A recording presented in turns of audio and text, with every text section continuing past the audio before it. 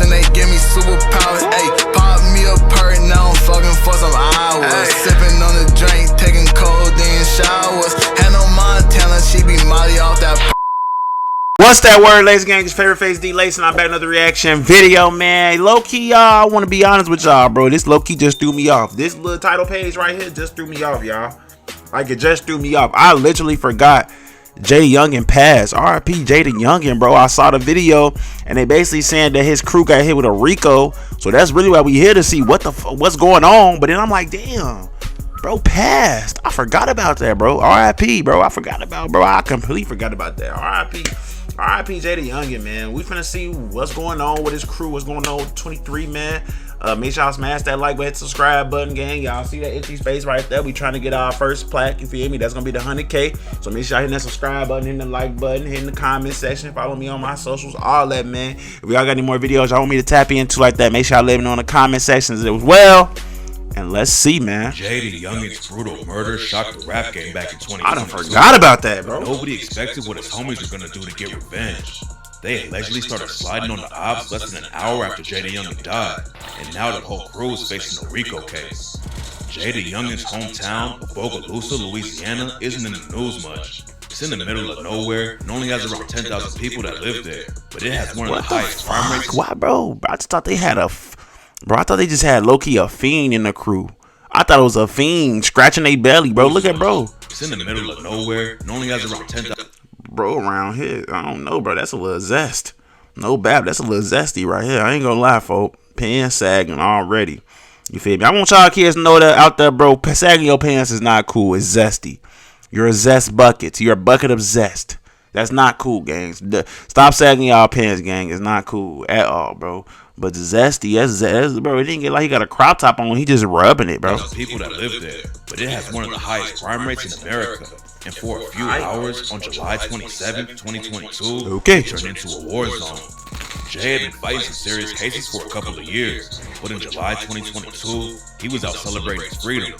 He had just pleaded guilty to a gun case in June and was let out with supervised release, and his fans were ready to start hearing some new music. But while he was sitting outside of a house in Bogalusa with his dad having some drinks, a truck pulled up and 3 shooters hopped out and started letting off shots. Jay's dad started busting back while Jay and him tried to get inside the house for cover. But I thought they had said, like, I thought somebody had came from behind the house or something like that, like the side of the house. Am I tripping? Ain't that? I thought that's what happened. Came up from behind the house and started letting off shots too. By the time it was over, Jay had been hit at least 8 times and was tragically pronounced dead at the hospital. But the violence wasn't over yet. While the cops were at the hospital trying to figure the situation out, they got a report about another shooting less than an hour after Jay was killed. On the other side of the city, someone had started letting off shots in traffic and hit up someone's whip, but luckily nobody got hurt. The cops knew from the jump that it was probably related to Jay getting shot, but his homies were still allegedly sliding to Bogalusa looking for OPPS. That night, another shooting went down after someone pulled up to another house and started letting off shots. Everyone made it out of the situation alive and without getting hit, but it was clear that Jay's death was already having a massive impact on the town. Rap fans were shocked when the news broke about Jay's murder. He was on his way up in the industry and was why is he still in that neighborhood with all that money, gang? Leave.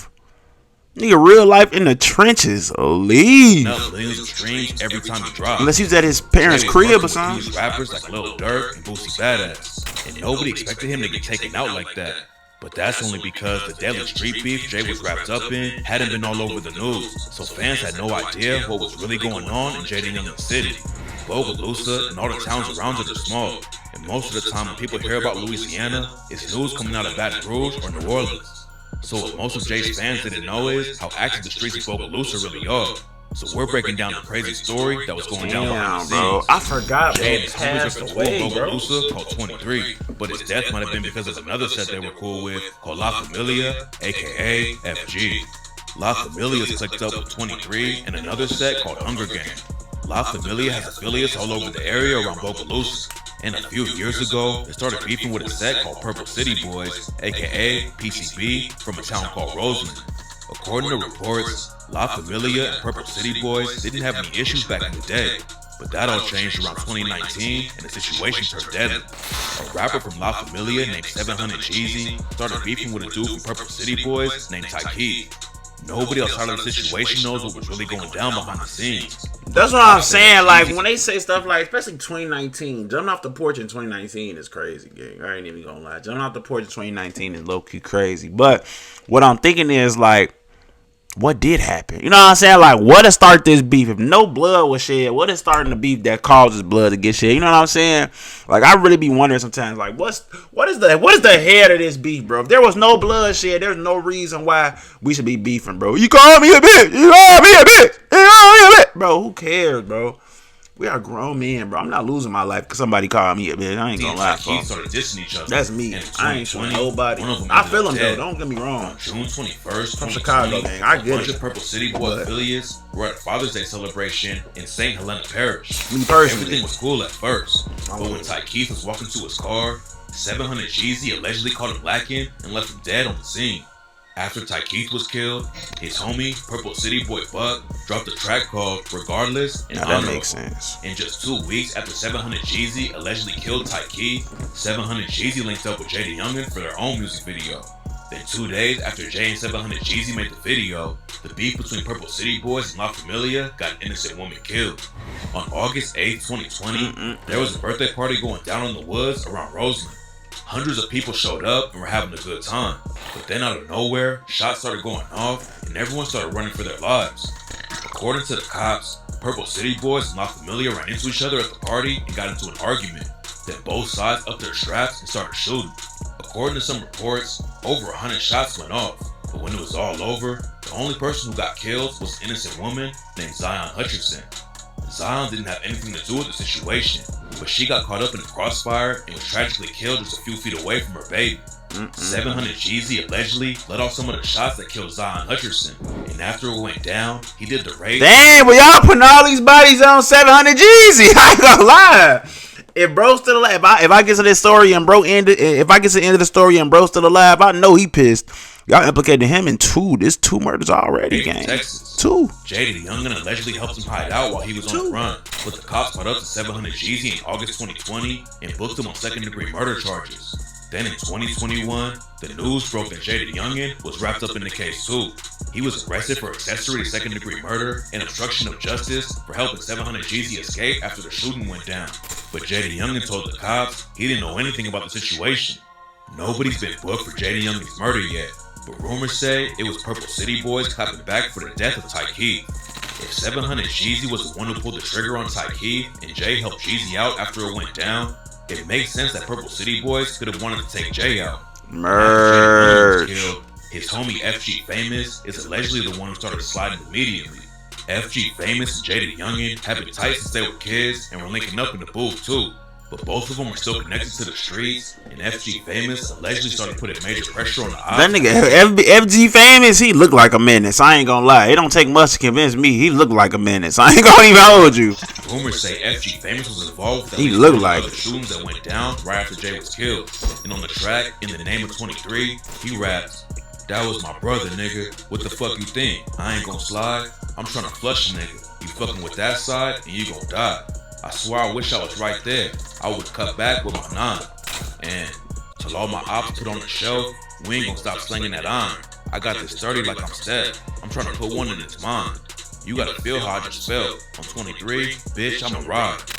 I ain't gonna lie, bro. I hate when people act like if they finna instantly make the situation different, gang.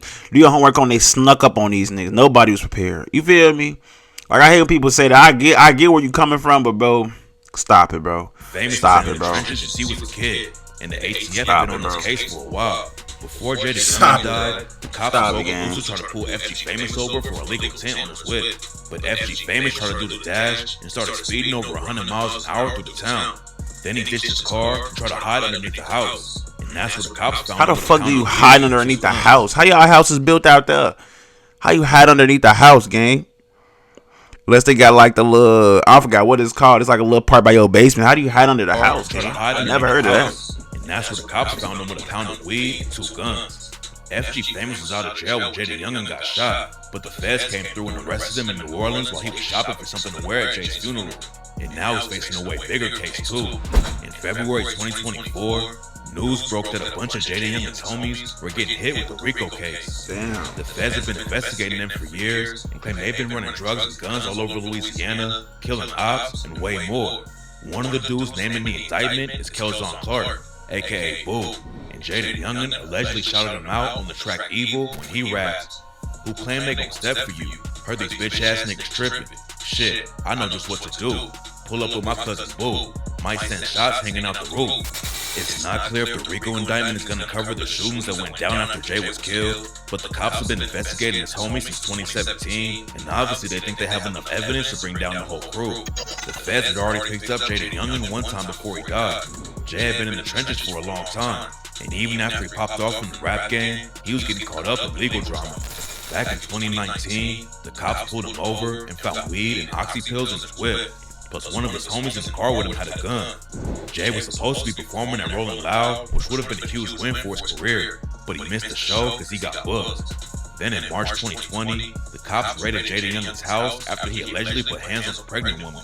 When the police pulled up, Jay tried to hide in the attic, but they found him up there and took $24K in cash from his crib too. 2021 with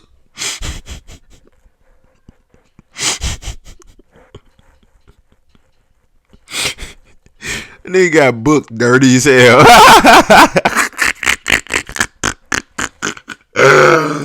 That nigga tried to hide in the attic and they booked his ass. Instantly took the picture. He got hella dust on that shit crazy. Year for Jay. In April 2021, They booked he my was booked man. in Georgia for possession of marijuana with the intent to distribute, and the cops said they also found a bunch of lean, oxy pills, and guns on him at the same time. Then just a few months later, JayDaYoungan was hit with the accessory to second-degree murder charge over the 700 Jeezy and Tyke situation.